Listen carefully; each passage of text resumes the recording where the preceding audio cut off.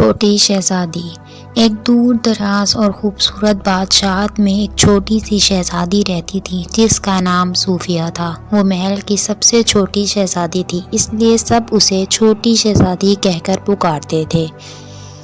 صوفیہ کی عمر صرف 7 سال کی تھی۔ اس کے گہرے بادامی رنگ کے بال تھے جو ہمیشہ اونچے سے رہتے تھے اور اس کی آنکھوں میں ہمیشہ ایک شرارتی چمک سی رہتی تھی۔ وہ محل کے بڑے بڑے باغوں میں دوڑنا، باغ میں چھپن چھپائی کھیلنا اور محل کی فصیل پر چڑھ کر دور تک جھانکنا پسند کرتی تھی۔ اس کا پسندیدہ دوست محل کا ایک پرانا دانشمند بادشاہت کا نشان تھا، ایک سنہری شاہین۔ وہ اکثر اس کے پاس بیٹھ کر اپنے دن بھر کے کارنامے سناتی، لیکن صوفیہ کو ایک بات بہت بری لگتی تھی، ہمیشہ اسے چھوٹی کہہ کر پکارا جاتا۔ وہ سمجھتی تھی کہ وہ بہت بڑی ہو گئی ہے اور اب اسے بھی بڑے کام کرنے چاہیے۔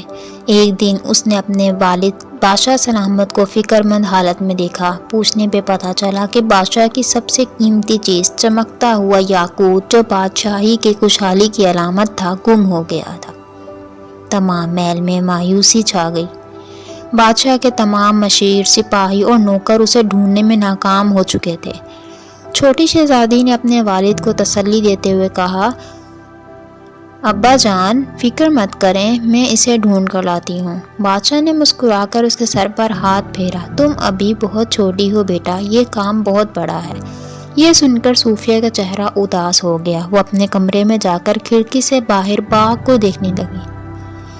اسی وقت اس کی نظر محل کے پرانے باغبان پر پڑی جو ایک بڑے سے درخت کے نیچے کچھ ڈھونڈ رہا تھا۔ صوفیہ کے ذہن میں خیال آیا۔ وہ چپکے سے باغ میں گئی اور باغبان سے پوچھا، دادا جان کیا آپ نے چمکتا ہوا یاقوت دیکھا ہے؟ باغبان نے کہا، نہیں بیٹا، لیکن کل شام میں نے دیکھا تھا کہ محل کا پالتو بندر اسے ہاتھ میں لیے کھیل رہا تھا۔ یہ سنتے ہی چھوٹی شہزادی کی آنکھیں چمک اٹھی۔ وہ جانتی تھی کہ وہ بندر اکثر محل کی چھتوں پر اور پرانے مینار میں رہتا تھا۔ وہ فوراً ہی اپنی مہم پر نکل کھڑی ہوئی۔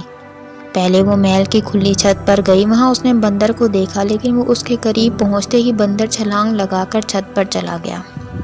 صوفیہ نے ہمت نہ ہاری۔ وہ محل کی سیڑھیوں سے ہوتی ہوئی پرانے مینار تک پہنچی۔ مینار کا دروازہ بند تھا، لیکن وہ اپنے چھوٹے قد کی وجہ سے نیچے سے ہو کر اندر گھس گئی۔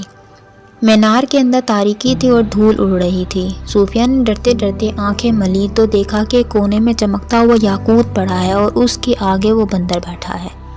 صوفیہ جانتی تھی کہ بندر کو پکڑنا آسان نہیں۔ اس نے اپنی جیب سے اپنا پسندیدہ خشک خوبانی کا ایک ٹکڑا نکالا۔ اس نے خشک میوہ بندر کی طرف بڑھایا۔ بندر شرارتی تھا لیکن بھوکا بھی تھا۔ اس نے آہستہ سے یاقوت زمین پر رکھا اور خشک میوہ لے لیا۔ صوفیہ نے فوراً موقع غنیمت جانا اور یاقوت اٹھا لیا۔ اس کا دل خوشی سے دھڑک رہا تھا۔ وہ یاقوت لے کر دوڑتی ہوئی دربار میں پہنچی جہاں اس کے والد اب بھی فکر مند بیٹھے تھے۔ جب اس نے چمکتا ہوا یاقوت بادشاہ کے سامنے رکھا تو پورے دربار میں حیرت کی لہر دوڑ گئی۔ بادشاہ سلامت نے اپنی بیٹی کو گھٹنوں سے لگایا اور کہا، تم نے یہ کیسے کیا میری چھوٹی سی شہزادی؟ صوفیہ نے سارا واقعہ سنایا۔ بادشاہ سلامت بہت خوش ہوئے۔ انہوں نے اعلان کیا کہ آج سے کوئی بھی میری بیٹی کو چھوٹی شہزادی نہیں کہے گا۔ تم نے ثابت کر دیا کہ کام کی عظمت عمر پر منحصر نہیں ہوتی، ہمت، ذہانت اور ہمدردی ہی اصل طاقت ہے۔ تم ہماری ہمت والی شہزادی ہو۔ اس دن سے سب نے صوفیہ کو شہزادی صوفیہ کہنا شروع کر دیا۔ اس نے ثابت کر دیا کہ چھوٹا سائز بڑے کاموں کی راہ میں رکاوٹ نہیں بنتا، اور کہانی کے آخر میں اس نے بندر کو اپنا دوست بنا لیا جو اب محل کا ایک خاص محافظ تھا۔